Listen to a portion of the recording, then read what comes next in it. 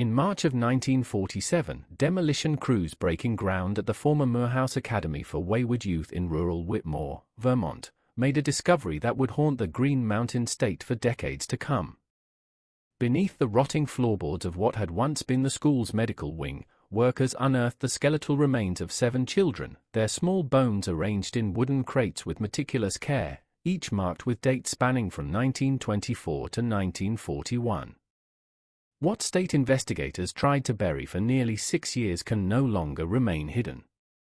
Between 1920 and 1943, over 24 children who entered the gates of Moorhouse Academy simply vanished from all official records. No graduation certificates, no transfer documents, no death certificates filed with the state. They existed, and then they didn't, as if the earth itself had swallowed them whole. The Vermont State Police sealed their investigation files in 1948, citing lack of evidence and the deaths of key witnesses, but the truth about what happened behind those ivy-covered walls demands to be told. Before we descend into this dark chapter of New England's hidden past, this story isn't for everyone. Only those brave enough to confront the most sinister corners of American history should continue. If you're ready to join our community of truth seekers who refuse to let these stories die in dusty archives, hit that subscribe button and let us know in the comments what state you're listening from. We're building a global network of people who believe these forgotten victims deserve justice, even decades later. The Moorhouse Academy sat on 200 acres of rolling hills 30 miles north of Montpelier, accessible only by a single dirt road that wound through dense forests of maple and pine. Established in 1919 by Edmund Moorhouse, a former superintendent of the Vermont State Hospital, the academy marketed itself as a progressive institution for troubled and disadvantaged youth. Parents across New England, desperate for solutions to children they couldn't control or couldn't afford to keep, sent their sons and daughters to Moorhouse with the promise that discipline, education, and moral guidance would transform wayward youth into productive citizens. Edmund Moorhouse understood the power of reputation. A tall, imposing man with steel-gray hair and wire-rimmed spectacles, he cultivated an image of scholarly authority that impressed parents and state officials alike. His credentials were impeccable: graduate of Dartmouth College, former administrator at 3 different state institutions, published author of 2 books on child psychology and moral development. When he spoke at education conferences throughout Vermont and New Hampshire, audiences hung on his every word about the revolutionary methods being employed at his academy. The academy's promotional materials painted a picture of wholesome rural life combined with rigorous academic standards. Photographs showed children working in vegetable gardens, attending classes in well-appointed classrooms, and participating in outdoor activities that built character and physical fitness. Parents received carefully crafted letters describing their children's progress, complete with specific examples of improved behavior and academic achievement. The annual tuition of $200, equivalent to nearly $3,000 today, suggested an institution of quality and exclusivity. What parents didn't know was that their children's letters home were written by Margaret Moorhouse, Edmund's wife and the academy's head matron. Margaret, a former nurse at the Vermont State Hospital where she had met her husband, possessed a talent for mimicking the voice and concerns of children she had never met. She would study each child's background, their family circumstances, and their personality traits as described in admission documents, then craft correspondence that perfectly matched what parents expected to hear. The real Moorhouse Academy operated according to principles that had nothing to do with education or moral development. Children were sorted into categories based on their family connections, their potential for generating income, and their likelihood of being missed if they disappeared. Orphans and children from impoverished families received the highest priority for Edmund's special programs. Children whose parents had significant wealth or social standing were treated with relative care, their letters home genuine, their eventual return to society carefully managed. Dr. Charles Moorhouse, Edmund's son and the Academy's resident physician, had graduated from the University of Vermont Medical School in 1918. His medical degree provided the perfect cover for the family's operations, lending scientific credibility to their methods while offering convenient explanations for any child who might become seriously ill or injured during their stay.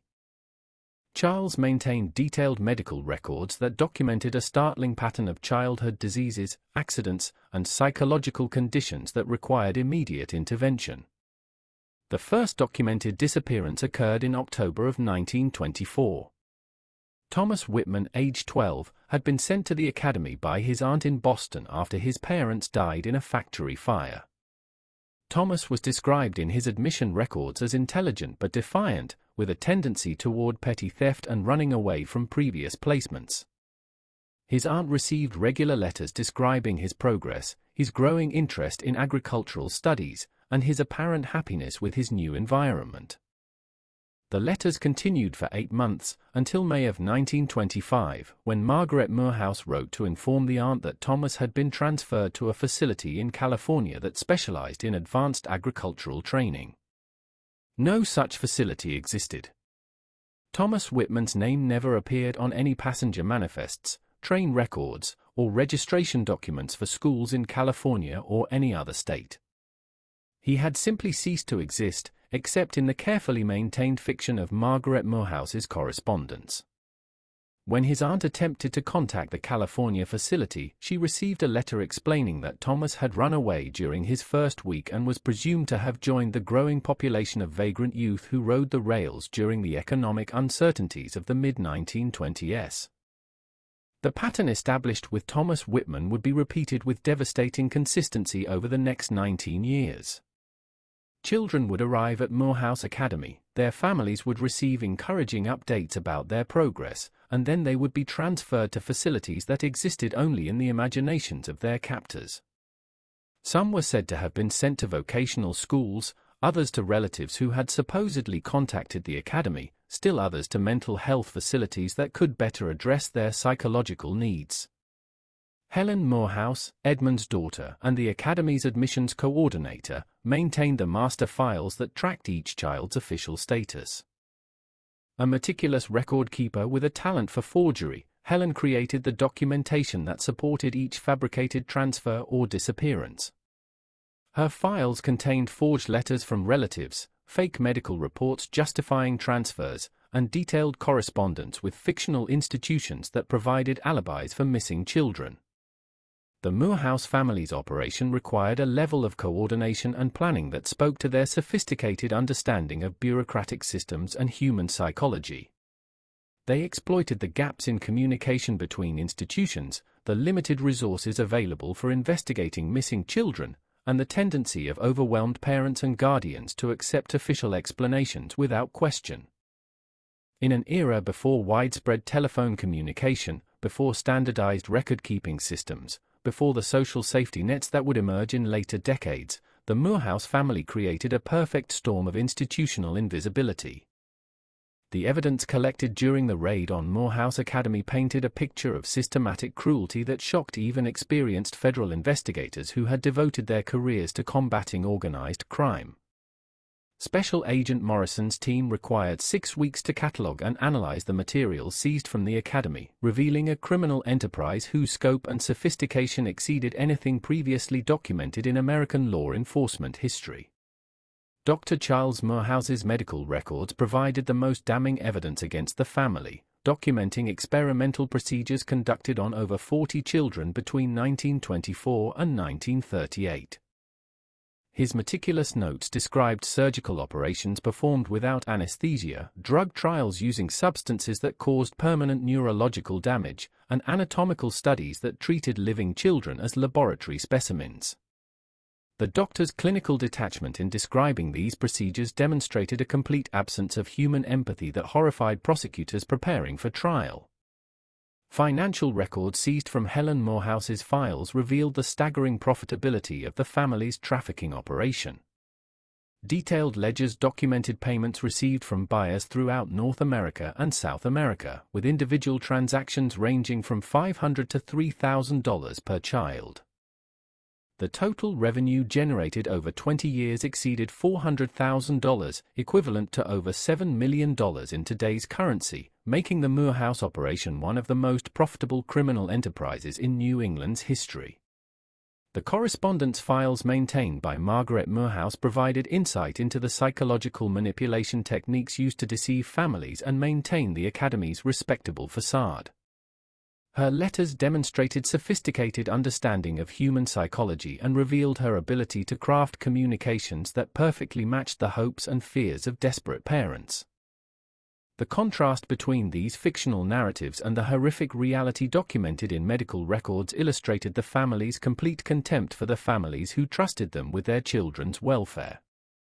Edmund Moorhouse's master files contained detailed profiles of over 120 children who had been processed through the Academy's systems during its 20-year operation. These records included photographs, family background information, processing categories, and final dispositions that provided comprehensive documentation of the trafficking network's activities. The systematic nature of these records demonstrated Edmund's businesslike approach to criminal enterprise and his understanding that detailed documentation was essential for managing complex operations. The discovery of the 3 surviving victims in the Academy's medical wing provided prosecutors with living witnesses whose testimony would prove crucial in securing convictions. These children, who had endured months of medical experimentation, showed physical evidence of the procedures described in Dr. Charles Moorhouse's records. Their accounts of daily life at the Academy corroborated the allegations made by Sarah Chen and other witnesses, providing multiple sources of testimony that eliminated any possibility of reasonable doubt about the family's guilt. Federal investigators uncovered evidence of the extensive network of accomplices who had enabled the Moorhouse operation to function across multiple states and international borders. Transportation records revealed relationships with truck drivers, railroad employees, and shipping company operators who had knowingly participated in moving children to their final destinations. Communication files documented payments to corrupt officials in law enforcement agencies, immigration services, and child welfare organizations who had provided protection and information to the trafficking network. As news of these discoveries began reaching the public through carefully managed press releases, the magnitude of the crimes committed at Moorhouse Academy captured national attention and sparked outrage that demanded justice for the victims and fundamental reforms in child protection systems. What began as a local investigation had evolved into a federal case that would reshape American understanding of institutional child abuse and establish new standards for oversight of private educational facilities. If you're feeling overwhelmed by the systematic nature of these crimes, you're not alone. It's hard to comprehend how such horrors could operate for decades under the guise of education and charity. Share your thoughts in the comments about how we can better protect vulnerable children today. Don't forget to hit that subscribe button and ring the notification bell so you never miss our investigations into America's darkest chapters. Your support helps us bring these buried truths to light and honor the memory of victims who deserve to have their stories told. The legal team assembled to prosecute the Moorhouse family included some of the most experienced federal prosecutors in the country, led by Assistant Attorney General Harrison Wells, who had built his reputation on successful prosecutions of organized crime figures. Wells understood that the complexity of the charges and the national attention focused on the case required flawless preparation and presentation of evidence that would withstand the most aggressive defense strategies. Defense attorneys hired by the Moorhouse family attempted to challenge the admissibility of evidence seized during the raid, arguing that federal agents had exceeded their authority and violated constitutional protections against unreasonable search and seizure. Their motions were systematically rejected by federal judges who ruled that the exigent circumstances created by ongoing crimes against children justified the aggressive tactics used by law enforcement agencies. The family's attempts to plea bargain for reduced sentences were rejected by prosecutors who recognized that the systematic nature of their crimes demanded maximum penalties available under federal law. Assistant Attorney General Wells made it clear that the government would accept nothing less than life sentences for all family members, arguing that their crimes represented a level of cruelty that placed them beyond any possibility of rehabilitation or redemption. Edmund Morehouse's final attempt to avoid conviction involved an effort to shift responsibility to his family members, claiming that he had been unaware of the medical experiments conducted by his son and the trafficking activities managed by his wife and daughter. His strategy collapsed when prosecutors presented his own detailed records documenting his direct involvement in every aspect of the operation, including personal correspondence with buyers and detailed financial planning for the criminal enterprise. Margaret Morehouse suffered a complete psychological breakdown during the preparation for trial, reportedly becoming catatonic when confronted with evidence of her role in deceiving families and facilitating the exploitation of their children. Her mental collapse provided additional evidence of criminal consciousness and demonstrated her understanding of the enormity of the crimes she had helped commit. Dr. Charles Morehouse attempted to justify his medical experiments by claiming they were legitimate research activities that would advance scientific understanding of child development and disease treatment. His defense collapsed when prosecutors presented testimony from medical experts who described his procedures as torture disguised as research, conducted without any scientific methodology or ethical oversight. Helen Morehouse's cooperation with federal investigators in exchange for a reduced sentence provided additional evidence against her family members and revealed the full extent of the trafficking network's reach. Her detailed knowledge of financial operations and client relationships enabled prosecutors to pursue charges against dozens of accomplices who had participated in various aspects of the criminal enterprise. The trial of the Morehouse family began on March 20, 1939, in the federal courthouse in Burlington, Vermont, amid unprecedented security measures and international media attention that transformed the proceedings into one of the most closely watched criminal cases in American history. Judge Harrison Blackwood, a veteran jurist with over 20 years of federal court experience, presided over proceedings that would establish new legal precedents for prosecuting organized trafficking crimes and institutional child abuse. The prosecution's opening statement, delivered by Assistant Attorney General Harrison Wells, presented a methodical overview of evidence that documented 20 years of systematic cruelty disguised as educational charity. Wells described the Morehouse operation as a sophisticated criminal enterprise that had exploited the trust of desperate families while generating enormous profits through the systematic abuse and trafficking of vulnerable children.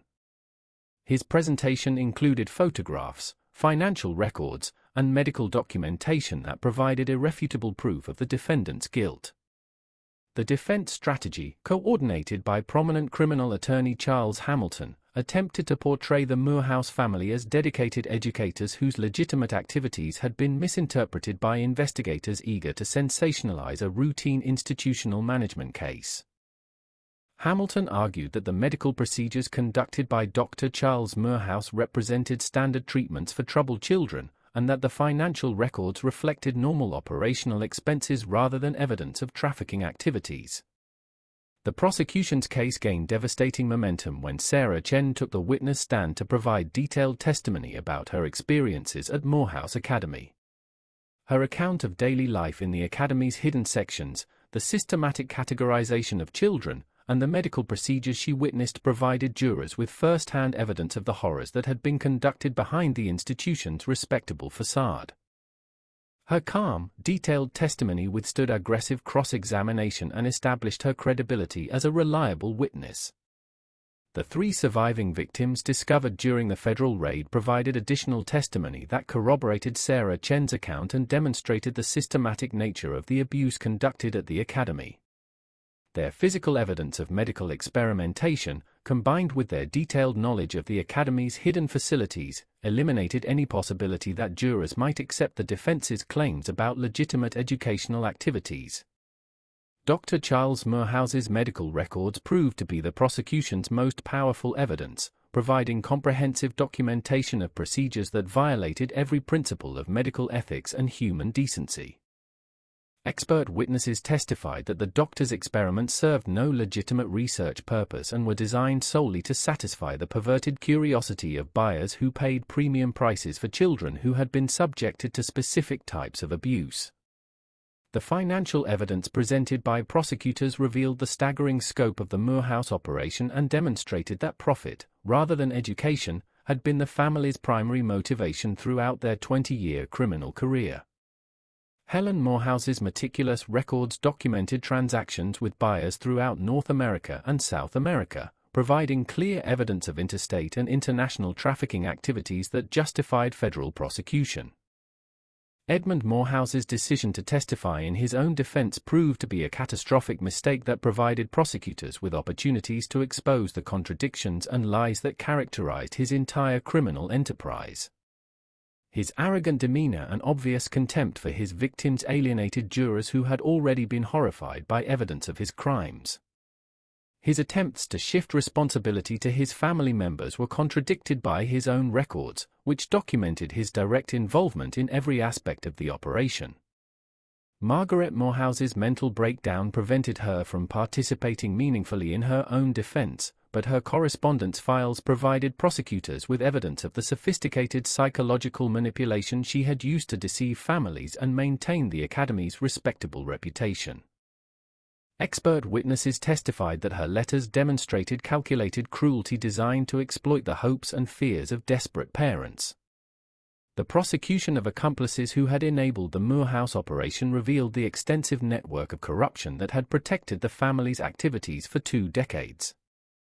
Transportation workers, corrupt officials, and institutional contacts who had facilitated the trafficking network faced federal charges that demonstrated the government's commitment to pursuing every individual who had participated in these crimes. The trial's most dramatic moment occurred when prosecutors presented physical evidence seized from the Academy's hidden medical wing, including surgical instruments, experimental drugs, and photographic documentation of procedures conducted on helpless children. The gruesome nature of this evidence caused several jurors to become physically ill and demonstrated the complete absence of human empathy that had characterized the Morehouse family's approach to their victims. Defense attorneys' attempts to challenge the admissibility of evidence seized during the federal raid were systematically rejected by Judge Blackwood, who ruled that the exigent circumstances created by ongoing crimes against children justified the aggressive tactics used by law enforcement agencies. His rulings established important legal precedents that would facilitate future prosecutions of institutional child abuse cases. The testimony of former Academy employees who had witnessed suspicious activities but had been intimidated into silence revealed the atmosphere of fear that the Morehouse family had cultivated to protect their criminal enterprise. These witnesses described threats, bribes, and other forms of coercion used to ensure their compliance with policies that prevented them from reporting evidence of abuse to authorities. Expert testimony about the psychological impact of the abuse conducted at Morehouse Academy provided jurors with insight into the long-term consequences suffered by survivors and demonstrated that the defendants' crimes had caused permanent damage that would affect victims throughout their lives. Mental health professionals described symptoms of trauma that were consistent with the systematic abuse documented in the Academy's records. The prosecution's closing argument, delivered over 2 days by Assistant Attorney General Wells, systematically reviewed the overwhelming evidence against each defendant and demonstrated the calculated nature of their crimes. Wells argued that the Morehouse family had exploited society's trust in educational institutions to conduct a criminal enterprise that represented one of the most horrific examples of institutional child abuse in American history. The defense's closing arguments attempted to create reasonable doubt by suggesting that the evidence had been misinterpreted and that the defendants had been motivated by genuine concern for troubled children rather than criminal intent. These arguments were undermined by the systematic nature of the evidence and the clear documentation of profit motives that characterized every aspect of the Morehouse operation. The jury deliberated for less than 4 hours before returning guilty verdicts on all charges against all 4 defendants. The speed of their decision reflected the overwhelming nature of the evidence and their horror at the systematic cruelty that had been documented during the trial. The verdicts were greeted with applause from families of victims and observers who had followed the proceedings with intense interest.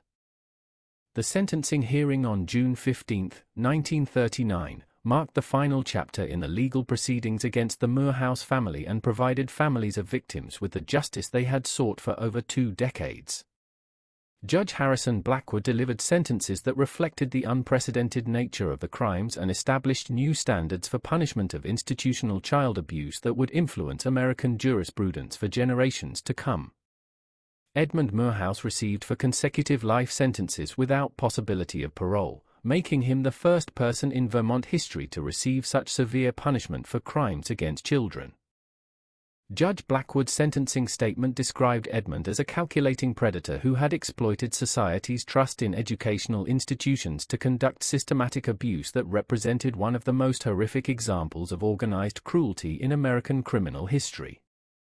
Dr. Charles Moorhouse was sentenced to 3 consecutive life terms without parole, with Judge Blackwood noting that his medical training made his crimes particularly heinous because he had violated the fundamental oath to do no harm while using his professional credentials to facilitate torture disguised as medical treatment. The judge's remarks emphasized that the doctor's systematic experimentation on helpless children demonstrated a complete absence of human empathy that placed him beyond any possibility of rehabilitation. Margaret Moorhouse received 2 consecutive life sentences, despite her mental breakdown and claims of diminished responsibility. Judge Blackwood ruled that her psychological manipulation of families and her role in maintaining the Academy's respectable facade while facilitating systematic abuse demonstrated criminal consciousness that warranted maximum punishment. Her sentencing marked the first time in federal court history that a woman had received multiple life sentences for child trafficking crimes. Helen Moorhouse's cooperation with federal investigators earned her a reduced sentence of 60 years in federal prison, though Judge Blackwood made clear that her assistance did not diminish the severity of her crimes or the permanent damage she had caused to victims and their families. Her detailed knowledge of the trafficking network's financial operations had enabled prosecutors to pursue dozens of accomplices and recover assets that were used to compensate survivors. The prosecution of accomplices who had enabled the Moorhouse operation continued for over 2 years, resulting in convictions of 43 individuals who had participated in various aspects of the trafficking network.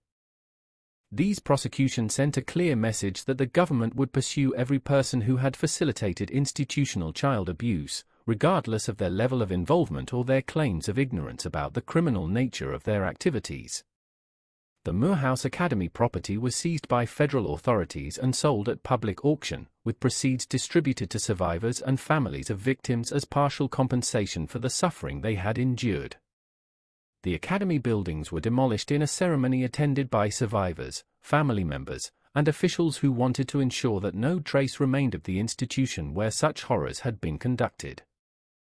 The case prompted fundamental reforms in the oversight of private educational institutions throughout the United States.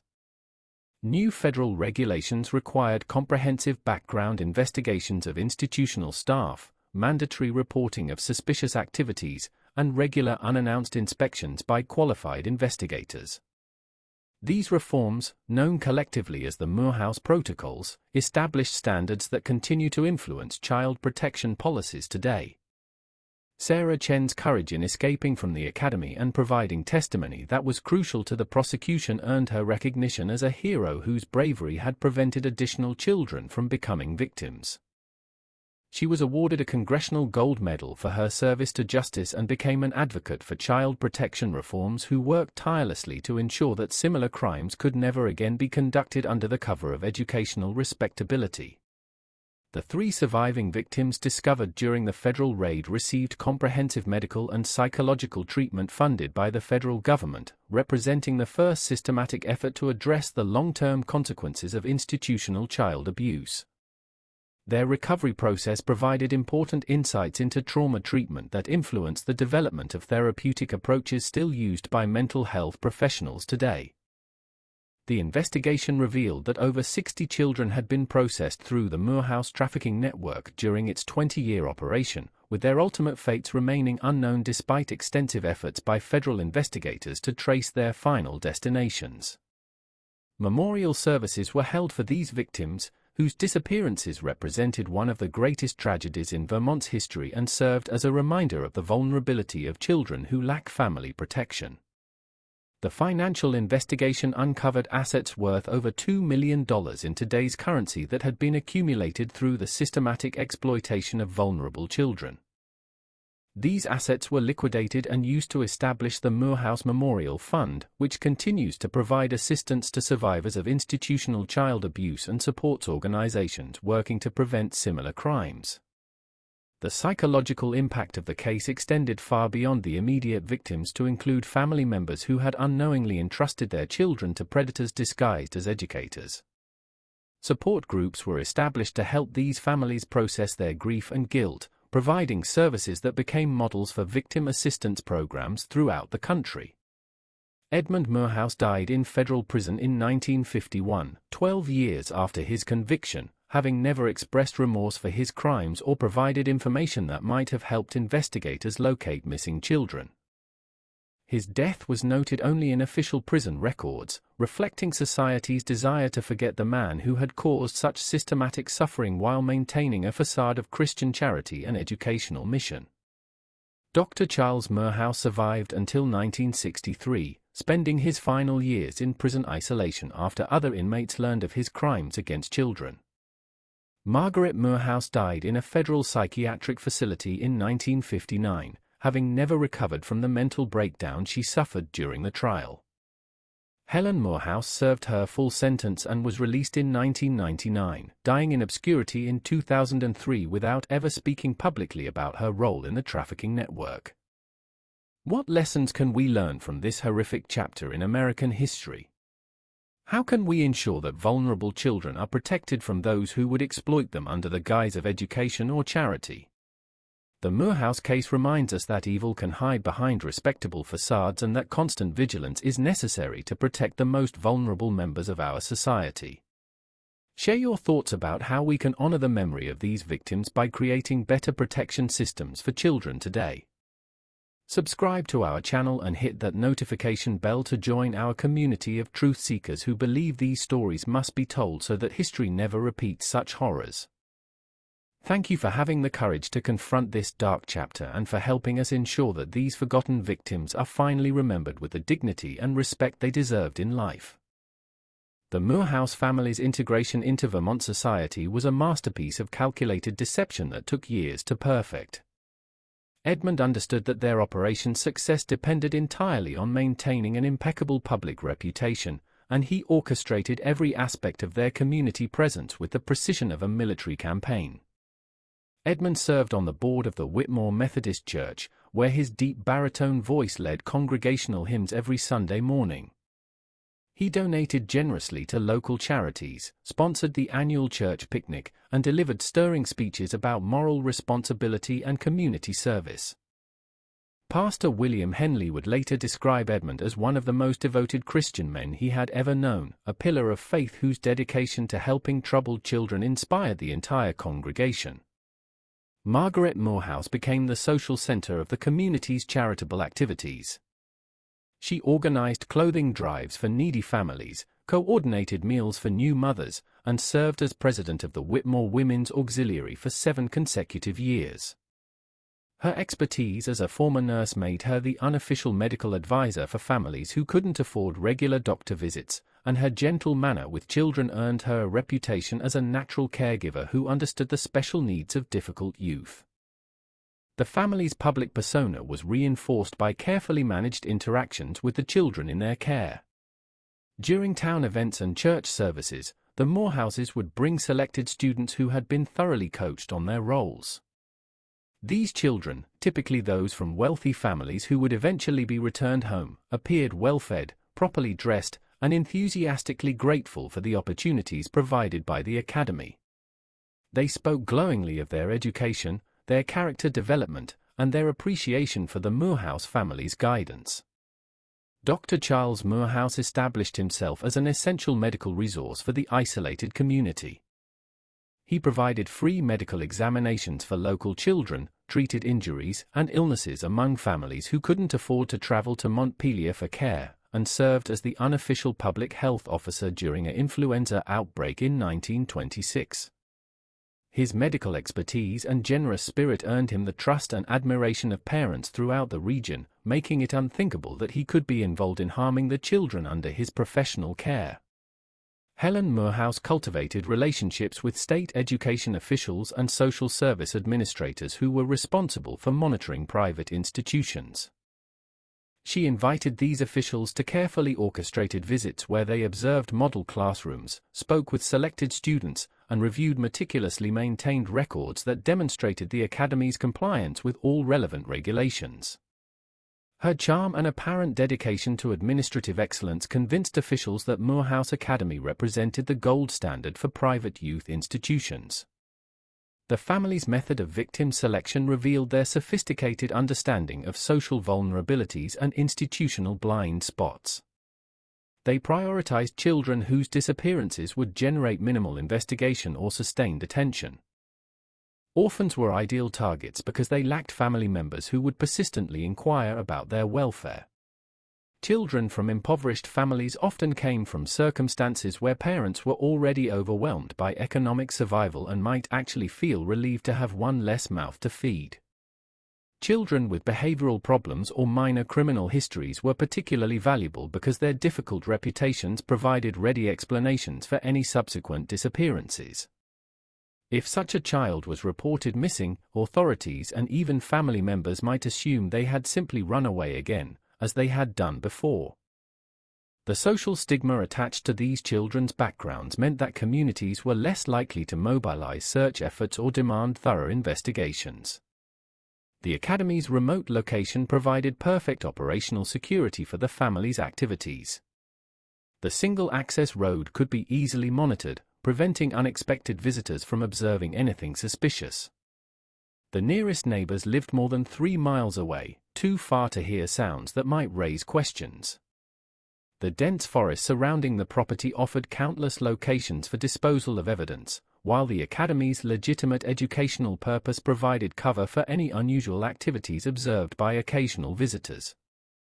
The Moorhouse family had learned from Edmund's years working in state institutions that bureaucratic systems were easily manipulated by people who understood their weaknesses. State inspections were announced weeks in advance, giving the family ample time to prepare elaborate performances. Financial audits focused on budget compliance rather than examining the correlation between reported enrollment numbers and actual children present. Medical records were accepted at face value when submitted by a licensed physician, even when those records documented implausibly high rates of transfers and medical emergencies. By 1927, the family's operation had achieved a level of efficiency and security that allowed them to expand their activities without increasing their risk of exposure. They had perfected their methods of acquiring victims, processing them according to their potential value, and disposing of evidence in ways that left no trace for investigators to follow. Most importantly, they had established themselves so thoroughly as respected community leaders that the very idea of their involvement in criminal activity seemed absurd to anyone who knew them. The foundation was now in place for what would become one of the most systematic and profitable criminal enterprises in Vermont's history, operating for over 2 decades under the perfect cover of Christian charity and educational mission. What happened next would test the limits of human cruelty and reveal the devastating consequences of unchecked authority over the most vulnerable members of society. By 1928, the Moorhouse family had refined their methods into a precise system that operated with the efficiency of a well-managed business enterprise. Edmund had divided the Academy's population into 3 distinct categories, each processed according to carefully established protocols that maximized profit while minimizing risk of discovery. Category 1 children came from wealthy or well-connected families who paid premium tuition rates and expected their children to eventually return home transformed and rehabilitated. These students received genuine educational instruction, adequate nutrition, and reasonable living conditions. They served as the Academy's showcase, the living proof of Edmund's educational philosophy that impressed visitors and justified the institution's reputation. Their letters home were authentic, their progress reports accurate, and their eventual graduation ceremonies genuine celebrations attended by proud parents. Category 2 children represented the Academy's primary source of income through what Edmund euphemistically called specialized placements. These were typically children from working-class families who had exhausted other options for managing difficult offspring. The families could afford modest tuition payments but lacked the social connections or resources to investigate thoroughly if their children disappeared. These children were processed through an elaborate network of buyers who paid substantial fees for healthy young people to work in remote logging camps, mining operations, and agricultural enterprises where questions about worker origins were never asked. Category 3 children were those who generated the highest profits through what Dr. Charles Moorhouse documented in his private files as medical research opportunities. These were invariably orphans or children from families so impoverished that they posed no threat of investigation if they vanished completely. Charles had established relationships with several private medical colleges and pharmaceutical companies that paid premium prices for test subjects who could be used in experimental procedures without regulatory oversight or ethical constraints. The processing system began the moment children arrived at the academy. Helen Moorhouse conducted detailed intake interviews that assessed not only each child's educational and behavioral background but also their family's financial resources, social connections, and likelihood of maintaining contact with the institution. Children were assigned identification numbers that corresponded to their processing category, though this system was disguised as a simple filing protocol that appeared perfectly innocent to casual observers. Dr. Charles Moorhouse performed comprehensive medical examinations on all new arrivals, ostensibly to assess their health status and identify any conditions requiring treatment. In reality, these examinations determined each child's potential value in various markets that had developed around the buying and selling of human beings for labor and experimental purposes. Children with particular physical characteristics, blood types, or health conditions commanded higher prices from specific buyers who had communicated their requirements to the Moorhouse family. The academy's daily routine was carefully structured to facilitate the family's operations while maintaining the appearance of legitimate educational activity. Category 1 children attended regular classes taught by qualified instructors hired from local communities. These teachers were told that other students were receiving specialized tutoring or vocational training in different parts of the facility, explaining why they only interacted with a small portion of the academy's supposed enrollment. Category 2 and 3 children were housed in separate buildings disguised as dormitories for students with different educational needs or behavioral challenges. Margaret Moorhouse supervised their daily activities, which focused on physical conditioning and basic skills training that would make them more valuable to eventual buyers. These children were told they were receiving special preparation for advanced placement opportunities, and many genuinely believed they were being prepared for better lives than they had known before arriving at the academy. The family had established a network of transportation contacts who moved children from the academy to their final destinations without creating documentation that could be traced back to the Moorhouse operation. Edmund had cultivated relationships with truck drivers, train conductors, and boat captains who asked no questions about their young passengers in exchange for generous payment and the understanding that discretion was essential to their continued employment. Financial records discovered decades later revealed the staggering profitability of the Moorhouse enterprise. Category 2 placements generated an average of $500 per child, approximately $7,000 in today's currency. Category 3 medical placements commanded even higher fees, sometimes exceeding $1,000 for children with rare blood types or specific physical characteristics desired by research institutions. The family's growing confidence in their methods led to increasingly bold operations. By 1929, they were processing an average of 8 to 10 children per year through Categories 2 and 3, while maintaining a steady population of Category 1 students whose presence provided perfect cover for their criminal activities. The legitimate educational program generated enough documentation and positive testimonials to satisfy state regulators, while the profitable trafficking operations provided the financial resources necessary to expand and improve their cover story. Edmund Moorhouse began accepting contracts from buyers who specified particular requirements for the children they wanted to purchase. Mining companies in remote areas of Canada requested boys between 14 and 16 who were physically strong and had no family connections in the United States. Agricultural operations in South America wanted children of both sexes who could be trained for specialized crop cultivation in climates where adult workers often succumbed to tropical diseases. Medical research facilities made the most specific and lucrative requests. They wanted children with particular genetic backgrounds, specific health conditions, or unusual physical characteristics that made them valuable for experimental procedures that couldn't be performed on volunteer subjects. Dr. Charles Moorhouse became expert at identifying and documenting these characteristics, creating detailed medical profiles that helped buyers justify the premium prices they paid for specially selected subjects. The systematic nature of the Moorhouse operation reflected Edmund's understanding that successful criminal enterprises required the same organizational principles as legitimate businesses. Clear procedures, reliable record-keeping, satisfied customers, and careful risk management had transformed what began as opportunistic exploitation into a sophisticated trafficking network that operated across multiple states and international borders while maintaining perfect camouflage as a respected educational institution. The stock market crash of October 1929 created unprecedented opportunities for the Moorhouse family's expanding operation. As the Great Depression deepened throughout 1930 and 1931, desperate families across New England found themselves unable to care for their children, creating a steady stream of potential victims who arrived at the academy gates with nowhere else to turn. Edmund Moorhouse recognized that economic desperation had fundamentally altered the landscape of child welfare, and he adapted his methods accordingly. Families who previously might have questioned the Academy's policies or demanded regular communication with their children were now grateful simply to have their offspring housed and fed by any institution willing to accept them. The psychological pressure of economic survival made parents less likely to ask difficult questions about their children's welfare or investigate suspicious circumstances.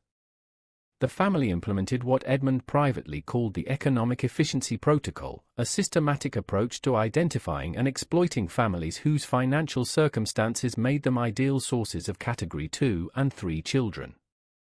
Helen Moorhouse established relationships with social service agencies, church organizations, and charitable institutions throughout Vermont, New Hampshire, and Massachusetts, positioning herself as a resource for overwhelmed case workers who needed placement options for children from troubled families. Social workers genuinely believed they were providing a valuable service by referring families to Moorhouse Academy.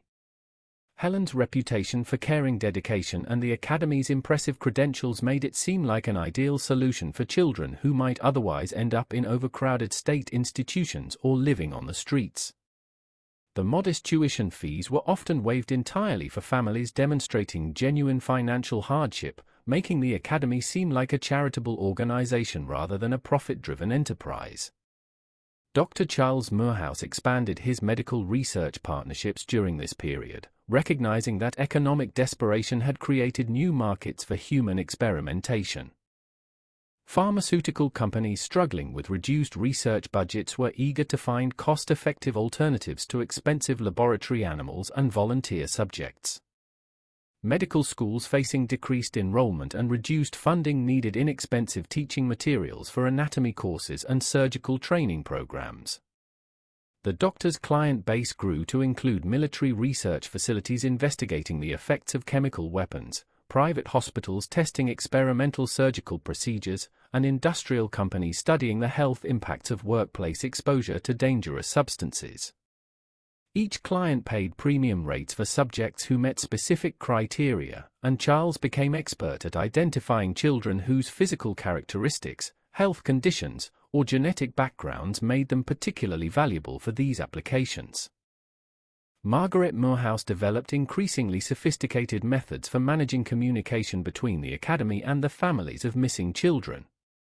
She created an elaborate filing system that tracked the family circumstances, educational backgrounds, and psychological profiles of parents and guardians, allowing her to craft correspondence that perfectly matched their expectations and concerns. Her letters became masterpieces of psychological manipulation that convinced families their children were thriving while simultaneously discouraging visits or unexpected contact. The family's record-keeping system evolved into a complex database that tracked every aspect of their operation. Edmund maintained master files that documented the source, processing category, and final disposition of each child, while Helen managed the financial records that tracked payments from buyers and the profitability of different trafficking routes.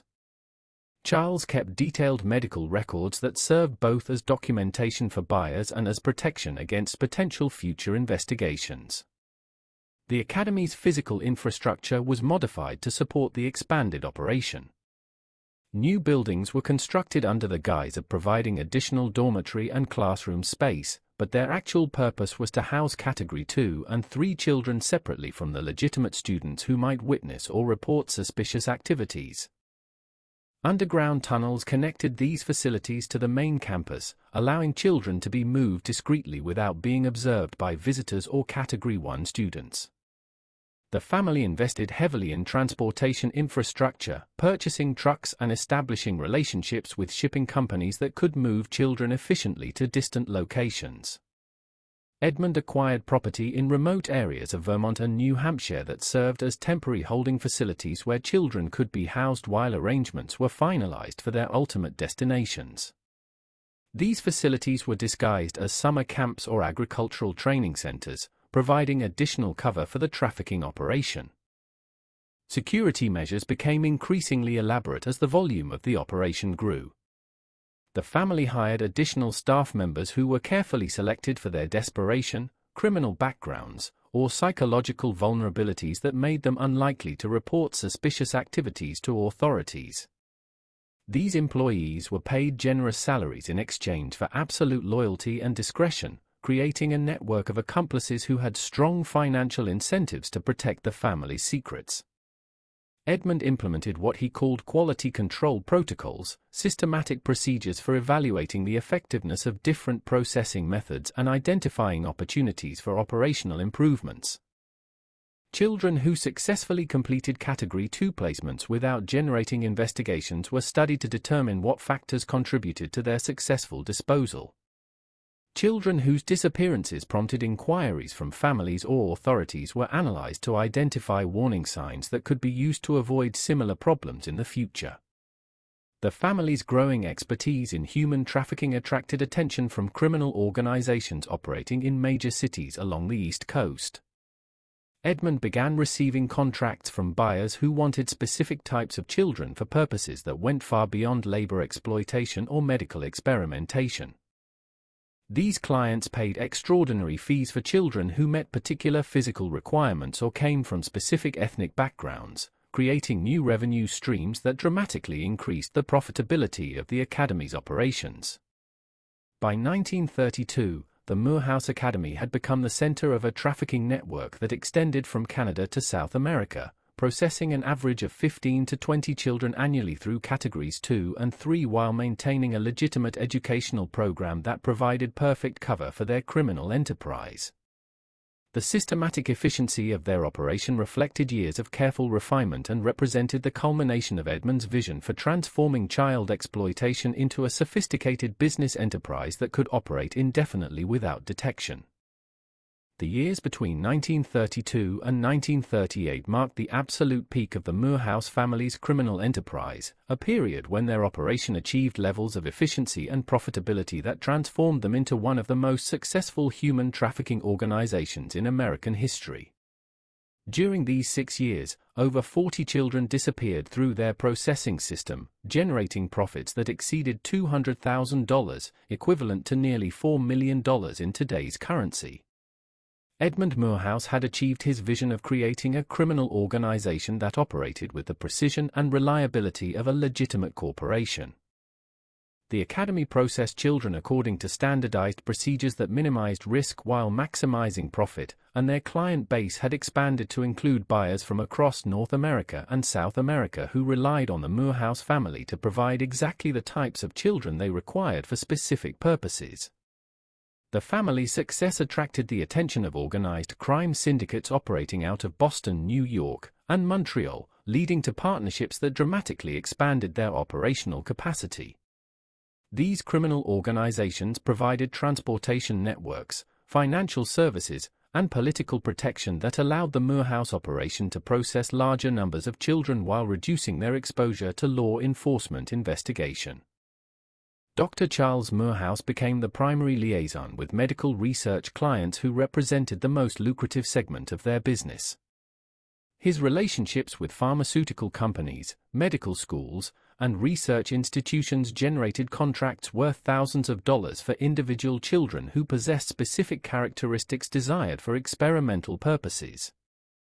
Charles maintained detailed catalogs that described available subjects according to age, physical condition, genetic background, and medical history, allowing clients to select precisely the children they needed for particular research projects. The doctor's client base included military research facilities investigating biological weapons, private hospitals testing experimental surgical procedures, and industrial companies studying the long-term health effects of exposure to chemical substances. Each client paid premium rates for subjects who could be used in experiments that would have been impossible to conduct using volunteer participants or laboratory animals. Margaret Moorhouse had perfected the art of family communication management, creating elaborate fictional narratives that convinced parents their children were not only safe but thriving in their new environments. Her correspondence described detailed academic progress, character development achievements, and social relationships that painted pictures of educational success and personal growth.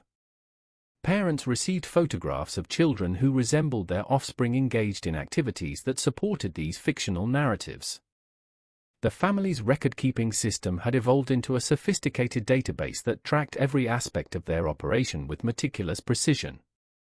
Edmund maintained master files documenting the source, processing category, and final disposition of each child, while Helen managed financial records that analyzed the profitability of different trafficking routes and client relationships. Charles kept detailed medical records that served as both documentation for buyers and insurance against potential future investigations. If this story is giving you chills, you're beginning to understand the systematic horror that operated behind the respectable facade of this institution. Hit that like button to support our commitment to bringing these buried truths to light, and share this video with a friend who appreciates dark historical mysteries. Don't forget to subscribe to join our community of truth seekers who refuse to let these stories remain hidden in forgotten archives. The Academy's infrastructure had been completely redesigned to support the expanded operation. New facilities disguised as educational buildings actually served as processing centers where children were evaluated, categorized, and prepared for shipment to their final destinations. Underground tunnels connected these facilities to hidden loading areas where trucks could collect their human cargo without being observed by legitimate students, staff members, or occasional visitors. The family had established a network of safe houses and temporary holding facilities throughout New England and southeastern Canada, providing secure locations where children could be housed while arrangements were finalized for their ultimate destinations. These facilities were disguised as summer camps, agricultural training centers, or therapeutic institutions, providing additional layers of cover for the trafficking operation while generating supplementary income from legitimate clients. Security measures had become extraordinarily sophisticated, reflecting Edmund's understanding that the scale of their operation had increased both their profits and their vulnerability to exposure. The family employed a network of informants who monitored law enforcement activities, social service investigations, and family inquiries that might threaten their operation. They maintained detailed files on local officials, identifying those who could be bribed, blackmailed, or intimidated into providing protection or information. The family's success had attracted international attention from buyers who wanted specific types of children for purposes that extended far beyond labor exploitation or medical experimentation. These clients, primarily based in South America and the Caribbean, paid extraordinary fees for children who met particular physical requirements or came from specific ethnic backgrounds, creating revenue streams that transformed the Academy into an international trafficking hub. Edmund had developed partnerships with shipping companies, railroad operators, and trucking firms that specialized in transporting human cargo without creating documentation that could be traced back to the source. These transportation networks operated according to carefully planned routes that avoided major population centers and law enforcement checkpoints, delivering children to their destinations with the same efficiency and reliability as any other commercial shipping operation. The systematic nature of the Moorhouse operation during this peak period reflected years of careful development and refinement. Every aspect of their criminal enterprise had been analyzed, optimized, and standardized to maximize efficiency while minimizing risk. The family had achieved Edmund's original vision of transforming child exploitation into a sustainable business model that could operate indefinitely without detection, generating enormous profits while maintaining perfect camouflage as a respected educational institution serving the needs of troubled youth throughout New England. The first serious threat to the Moorhouse operation came in the spring of 1936, when Agnes Brennan, a widowed seamstress from Springfield, Massachusetts, appeared at the academy gates demanding to see her 14-year-old son Michael, who had been enrolled 18 months earlier. Agnes had received Margaret's carefully crafted letters describing Michael's excellent progress and his placement in an advanced agricultural program, but a chance encounter with a former neighbor had raised disturbing questions about her son's supposed whereabouts. The neighbor, who worked for a railroad company, had mentioned seeing Agnes's boy on a freight train heading toward the Canadian border in the company of several other children and 2 adult men who appeared to be transporting them against their will. The neighbor's description of Michael's frightened appearance and the suspicious behavior of his escorts convinced Agnes that something terrible had happened to her son, prompting her unexpected journey to Vermont. Edmund Moorhouse handled the crisis with the calculating precision that had made his operation so successful. Within hours of Agnes's arrival, he had assembled a convincing performance that featured a boy who resembled Michael sufficiently to satisfy a distraught mother's desperate hope that her son was safe. The impostor had been coached extensively on Michael's background, family history, and personal characteristics, allowing him to answer Agnes's questions with enough accuracy to overcome her initial suspicions. Margaret Moorhouse supported the deception by producing detailed records documenting Michael's daily activities, academic progress, and behavioral improvements during his time at the academy. She explained that the railroad worker had likely mistaken another child for Michael, pointing out that many young people traveled the rails during these difficult economic times and that such confusion was perfectly understandable. Agnes left the academy convinced that her son was thriving and that her fears had been groundless. The incident prompted a comprehensive review of the family's security protocols and led to significant changes in their operational procedures. Edmund recognized that their success had made them overconfident and that even minor mistakes could threaten their entire enterprise. He implemented new policies requiring extensive background investigations of all families before accepting their children, focusing particularly on identifying relatives, friends, or community connections who might ask uncomfortable questions if a child disappeared. Dr. Charles Moorhouse expanded his network of informants to include railroad employees, postal workers, and telegraph operators who could provide early warning about inquiries related to missing children. These informants were paid regular retainers in exchange for reporting any suspicious communications or investigations that might threaten the academy's operations. The doctor also established relationships with corrupt officials in law enforcement agencies who could influence investigations or redirect them away from the Moorhouse family. The family began maintaining a pool of substitute children who could be produced quickly to satisfy unexpected visits from concerned relatives or officials.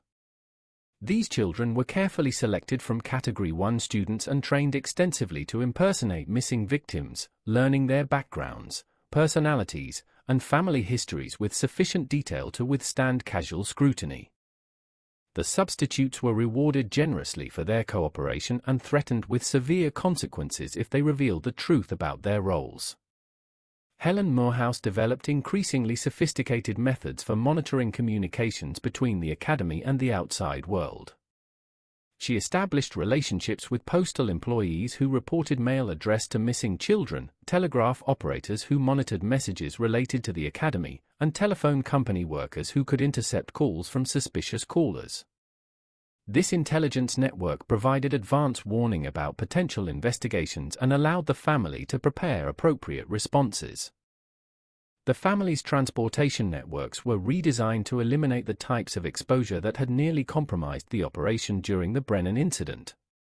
Children were no longer moved during daylight hours or along routes where they might be observed by railroad employees or other transportation workers. New protocols required that all movements be conducted under cover of darkness using vehicles and routes that minimized contact with potential witnesses. Security at the academy itself was dramatically enhanced following the close call with Agnes Brennan. The family hired additional staff members whose primary responsibility was perimeter security and visitor management. These guards were positioned to observe all approaches to the academy and were equipped with communication systems that provided immediate notification of unexpected visitors. The single-access road was modified to include checkpoints that allowed guards to intercept and evaluate anyone approaching the facility. The family began maintaining detailed files on local law enforcement officials, judges, social service administrators, and other individuals who might pose threats to their operation. These files included information about personal finances, family relationships, political affiliations, and potential vulnerabilities that could be exploited if these individuals became suspicious about the academy's activities. Edmund understood that knowledge was power and that comprehensive intelligence about potential enemies was essential for long-term survival. Edmund implemented what he called the Witness Management Protocol, a systematic approach to identifying and neutralizing individuals who might possess information that could threaten their operation. Former employees who had observed suspicious activities were monitored continuously and were subjected to various forms of intimidation designed to ensure their continued silence. Family members of missing children who asked persistent questions were investigated thoroughly and were subjected to harassment or threats when necessary. The family's growing paranoia led to increasingly aggressive measures against anyone who showed excessive interest in their activities.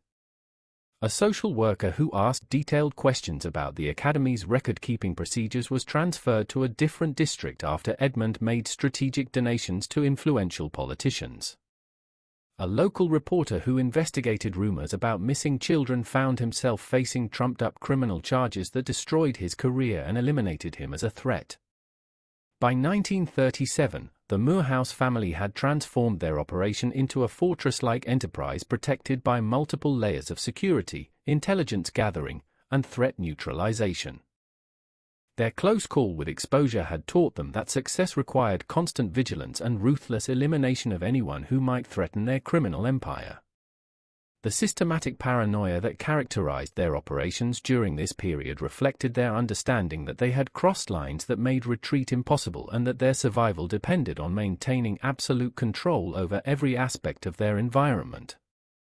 By the late summer of 1938, whispers had begun circulating through the small community surrounding Whitmore, carried by former academy employees who had witnessed activities that troubled their consciences and family members who had grown suspicious about the prolonged absences of their children. These conversations, conducted in hushed tones at church socials and general store gatherings, represented the first cracks in the wall of silence that had protected the Moorhouse operation for nearly 2 decades. The catalyst for growing community suspicion was Mary Catherine Sullivan, a young Irish woman who had worked as a kitchen assistant at the academy during the winter of 1937. Mary Catherine possessed a keen intelligence and natural curiosity that made her observant of details that other employees had learned to ignore. She noticed that certain children who were supposedly enrolled at the academy never appeared in the dining hall, never attended classes with other students, and seemed to vanish completely after brief stays in the medical wing. Mary Catherine's concerns deepened when she discovered discrepancies between the number of meals she was instructed to prepare and the number of children she actually observed at the academy.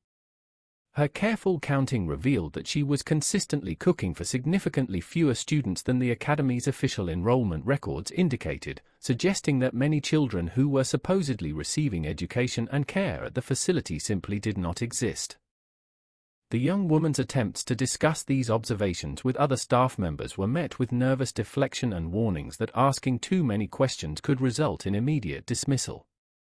Margaret Moorhouse had cultivated an atmosphere of fear among employees by making it clear that discretion was essential to continued employment and that those who violated the academy's policies regarding confidentiality would face serious consequences. Mary Catherine's growing unease reached a breaking point when she witnessed Dr. Charles Moorhouse injecting an unconscious child with an unknown substance while dictating notes about experimental procedures to Helen, who recorded his observations in files that were kept separately from the Academy's official medical records. The child, a frail boy who appeared to be no more than 12 years old, showed no signs of consciousness during the procedure and was subsequently moved to a section of the facility that Mary Catherine had never been permitted to enter. Unable to reconcile what she had witnessed with her moral convictions, Mary Catherine terminated her employment at the Academy and returned to her family's home in Burlington. Her decision to leave was influenced by mounting evidence that children were disappearing from the Academy under circumstances that had nothing to do with education or legitimate medical treatment, and by her growing fear that continued employment might make her complicit in activities that violated every principle she held sacred. Mary Catherine's revelations to her parish priest, Father O'Malley, represented the first time that credible evidence about the Academy's true activities had been shared with someone in a position to take action. Father O'Malley, a man of deep moral conviction who had served Irish immigrant communities throughout Vermont for over 20 years, recognized the gravity of the accusations and understood that they required investigation by qualified authorities. What do you think drove someone like Mary Catherine to risk everything by speaking out against such a powerful family? Share your thoughts in the comments below about what gives ordinary people the courage to confront evil when everyone else stays silent. If you're appreciating these deep dives into America's darkest secrets, hit that like button and subscribe to join our community of truth seekers who believe these stories need to be told. Father O'Malley's initial inquiries with state education officials revealed troubling gaps in the oversight of private institutions like Morehouse Academy. The priest discovered that inspections were infrequent, superficial, and announced well in advance, providing ample opportunity for institutions to conceal any irregular activities. Financial audits focused on budget compliance rather than investigating correlations between reported enrollment numbers and actual student populations. The priest's persistence in pursuing these inquiries attracted the attention of state officials who had previously accepted the Academy's sterling reputation without question.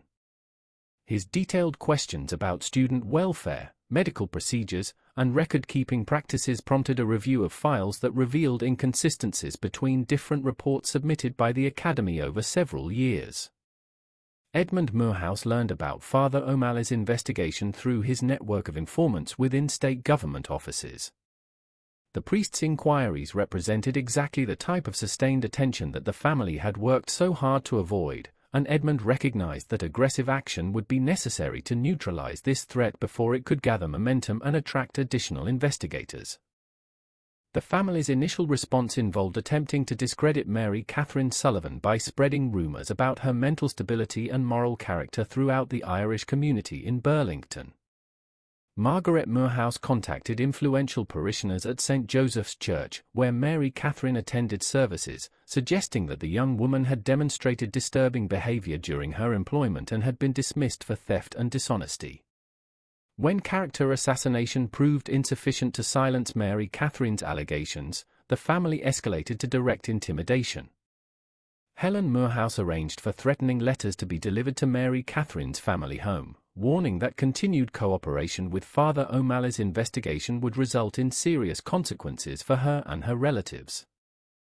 The letters contained specific details about Mary Catherine's daily routines and family members, demonstrating that she was being monitored continuously.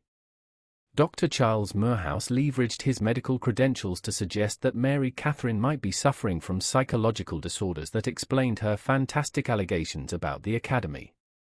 He shared these concerns with medical colleagues in Burlington, creating a professional opinion that Mary Catherine's accusations were the product of mental illness rather than credible observations of criminal activity. The systematic campaign against Mary Catherine Sullivan reflected the family's understanding that their survival depended on destroying the credibility of anyone who threatened to expose their operation. They had perfected techniques for neutralizing threats through a combination of character assassination, intimidation, and professional sabotage that had proven effective against previous challenges to their authority.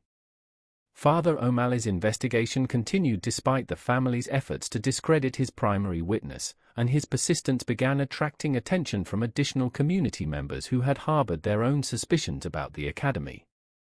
The priest's moral authority and reputation for integrity provided protection against the intimidation tactics that had silenced other potential witnesses, and his determination to pursue justice regardless of consequences represented the most serious threat the Moorhouse family had ever faced. Father O'Malley's investigation gained critical momentum in October 1938 when he made contact with Detective William Hayes of the Vermont State Police, a veteran investigator whose 20-year career had been built on his reputation for pursuing cases that other officers considered too difficult or politically sensitive. Hayes had earned the respect of his colleagues through his methodical approach to evidence gathering and his unwillingness to be influenced by political pressure or financial inducements. Detective Hayes initially approached the allegations against Moorhouse Academy with the skepticism that experience had taught him to maintain when evaluating accusations against respected community institutions. However, Father O'Malley's detailed presentation of Mary Catherine Sullivan's observations, combined with documentation of inconsistencies in the Academy's official records, convinced the detective that a formal investigation was warranted. Hayes began his inquiry by conducting a comprehensive review of missing person reports filed throughout New England over the previous 15 years. His analysis revealed a disturbing pattern of children who had disappeared after being enrolled at various private institutions, many of which had connections to the Moorhouse family through shared staff members, financial relationships, or administrative partnerships.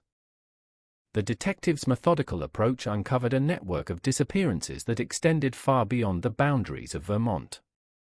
The detective's investigation received unexpected support from Sarah Chen, a 15-year-old girl who had escaped from Moorhouse Academy in September 1938 after witnessing the systematic abuse and exploitation of her fellow students. Sarah had managed to flee during a nighttime transfer operation when a transportation vehicle broke down on a remote country road, providing her with an opportunity to disappear into the forest that surrounded the academy. Sarah's testimony provided the first detailed eyewitness account of the academy's true operations from someone who had experienced them directly.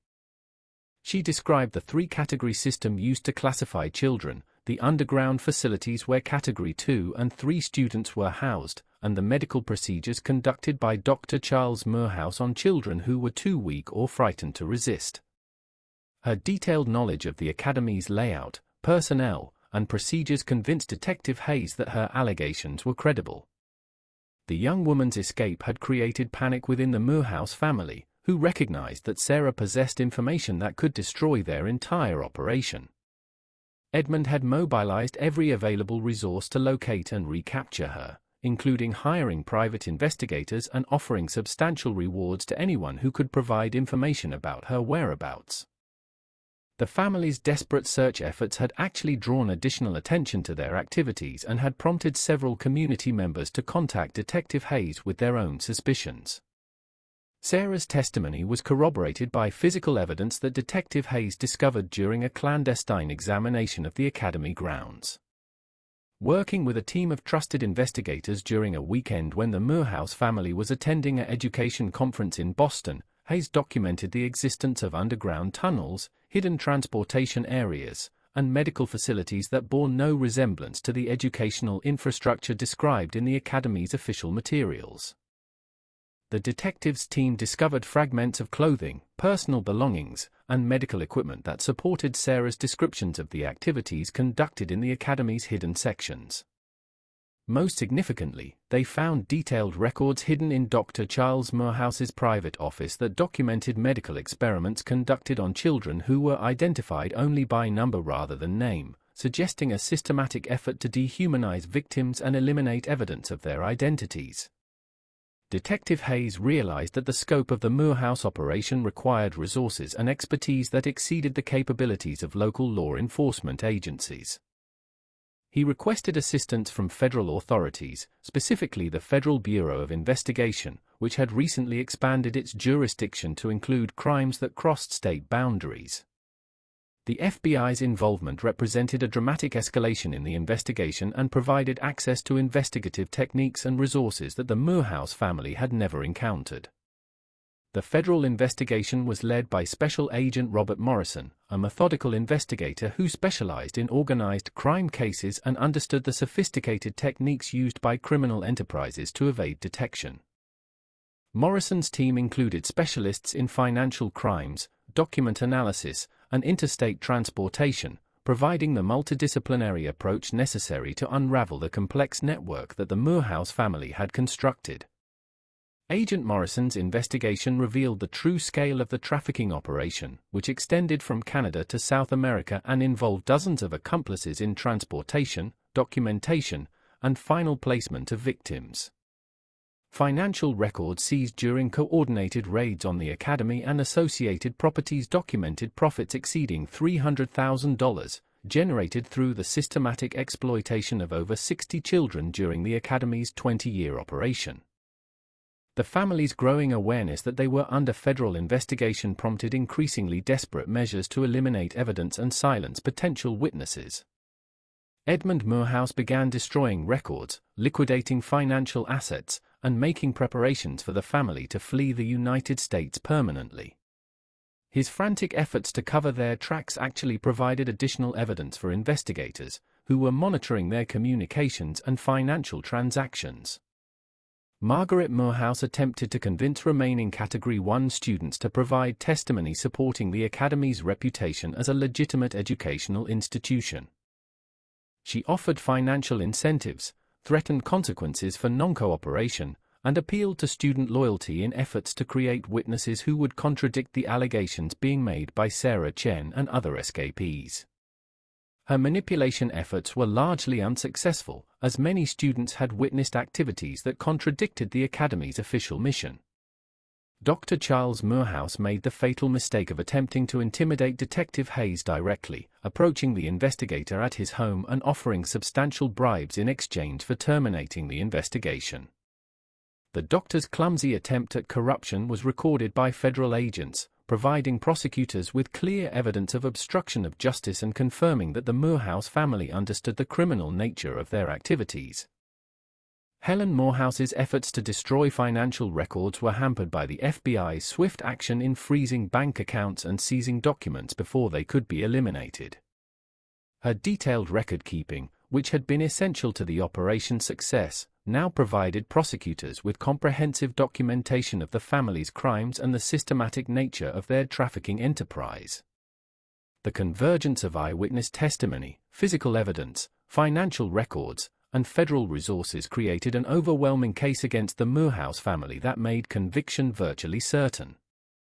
Their sophisticated criminal enterprise, which had operated successfully for 2 decades, was finally facing the full weight of American justice. The final confrontation between federal authorities and the Moorhouse family began at dawn on November 15, 1938, when over 30 FBI agents, Vermont State Police officers, and federal marshals surrounded Moorhouse Academy in the largest coordinated law enforcement operation in Vermont's history. Special Agent Morrison had planned the raid with military precision, positioning teams at every possible escape route while communications specialists jammed telephone and radio transmissions to prevent the family from alerting accomplices or destroying additional evidence. Edmund Moorhouse's first indication that his criminal empire was collapsing came when he observed armed federal agents approaching the main academy building through his office window. His immediate response revealed the calculating nature that had made his operation so successful for 2 decades. Rather than surrendering or attempting to negotiate, Edmund activated emergency protocols that he had developed specifically for this scenario, beginning a systematic destruction of evidence that demonstrated his understanding that capture was inevitable. The Academy's underground facilities became the center of frantic activity as Edmund and his family attempted to eliminate traces of their crimes before federal agents could secure the evidence. Margaret Moorhouse supervised the burning of correspondence files, medical records, and financial documents in the Academy's main furnace, while Helen worked desperately to destroy the master database that tracked the processing and disposition of their victims. Dr. Charles Moorhouse focused on eliminating medical equipment and experimental materials that would provide proof of the horrific procedures conducted on helpless children. The family's destruction efforts were hampered by the sheer volume of evidence they had accumulated over 20 years of operation. Edmund's obsessive record-keeping, which had been essential to managing their complex criminal enterprise, now worked against them as thousands of documents required disposal in the limited time available before federal agents breached their defenses. The smoke from burning evidence provided clear indication to investigators that systematic destruction was occurring, prompting an immediate assault on the Academy's main buildings. Federal agents encountered organized resistance as they entered the Academy grounds, facing opposition from staff members who had been armed and positioned to delay the investigation long enough for critical evidence to be destroyed. The confrontation resulted in a prolonged siege situation as Edmund's accomplices attempted to buy time for the family's escape while federal agents worked to secure the facility and protect any remaining victims who might still be held in the Academy's hidden sections. The siege was complicated by the presence of legitimate Category 1 students who were caught in the crossfire between federal agents and the Academy's defenders. Special Agent Morrison faced the challenge of distinguishing between victims and accomplices while ensuring that innocent children were protected from violence. The confusion created opportunities for several key figures in the operation to attempt escape through underground tunnels that connected the Academy to remote locations on the property. Dr. Charles Moorhouse made a desperate attempt to eliminate the most incriminating evidence by destroying the medical laboratory where he had conducted experiments on Category 3 children. His efforts to burn medical records and equipment created a chemical fire that threatened to spread throughout the Academy's underground facilities, potentially destroying evidence that prosecutors needed to secure convictions while endangering any victims who might still be trapped in hidden sections of the complex.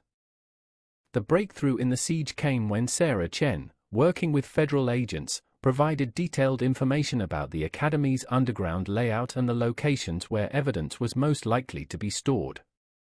Her intimate knowledge of the facility's hidden areas allowed agents to bypass the family's defensive positions and access critical sections before Edmund could complete his destruction efforts.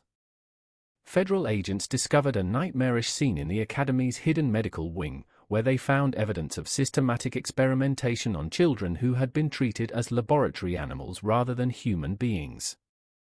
Dr. Charles Moorhouse's detailed records, which survived the fire due to their storage in a fireproof safe, documented procedures that violated every principle of medical ethics and provided clear proof of the family's complete disregard for human life. The discovery of 3 children who were still alive in the medical wing provided federal agents with living witnesses to the horrors that had been conducted at Moorhouse Academy. These survivors, who ranged in age from 10 to 14, showed evidence of medical procedures that confirmed the most serious allegations against Dr. Charles Moorhouse and provided testimony that would prove crucial in subsequent legal proceedings. Margaret Moorhouse's attempt to escape through the Academy's transportation network was thwarted when federal agents, acting on information provided by Detective Hayes, intercepted her vehicle at a checkpoint established on the single road leading away from the Academy. Her capture provided investigators with access to financial records and communication materials that she had attempted to preserve during the family's frantic evidence destruction efforts. Helen Moorhouse barricaded herself in the Academy's administrative offices, where she continued destroying records even as federal agents surrounded the building. Her desperate efforts to eliminate evidence of the family's financial operations provided agents with additional proof of criminal consciousness and demonstrated the systematic nature of the cover-up efforts. Her eventual surrender came only after agents threatened to use explosive charges to breach her defensive position. Edmund Moorhouse's final act of defiance involved an attempt to burn down the entire Academy complex, reasoning that destroying the facility completely would eliminate any remaining evidence that could be used against his family. His arson attempt was prevented by federal agents who had anticipated this possibility and had positioned fire suppression teams throughout the property. His capture while attempting to ignite gasoline-soaked buildings provided dramatic evidence of his willingness to destroy anything and anyone to protect his criminal enterprise. The 20-hour siege ended with the arrest of all Moorhouse family members and 17 accomplices who had participated in various aspects of their trafficking operation. Federal agents secured over 2 tons of physical evidence, including medical records, financial documents, correspondence files, and personal belongings of victims that provided comprehensive documentation of crimes spanning 2 decades. The aftermath of the raid revealed the full scope of the Moorhouse operation and confirmed that their criminal enterprise had been far more extensive and sophisticated than even the most pessimistic investigators had imagined. The evidence seized during the confrontation would provide the foundation for prosecutions that would reshape American understanding of institutional child abuse and lead to fundamental changes in the oversight of private educational institutions.